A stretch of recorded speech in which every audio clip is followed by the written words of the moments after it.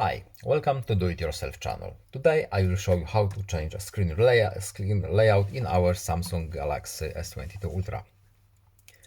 To access our home screen menu, we have to tap and hold screen. Then we have few options down here. Settings. We can change how our grid looks like.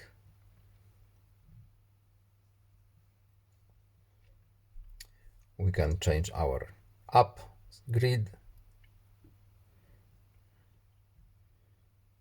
folder grid, etc. As you can see, this menu is a little bit hidden, so icon icon badges we can turn off, turn on, and that's it.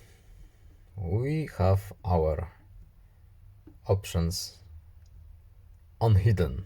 That's all. I hope this video was helpful to you. Please leave a like and subscribe. Have a nice day and see you in the next video. Goodbye.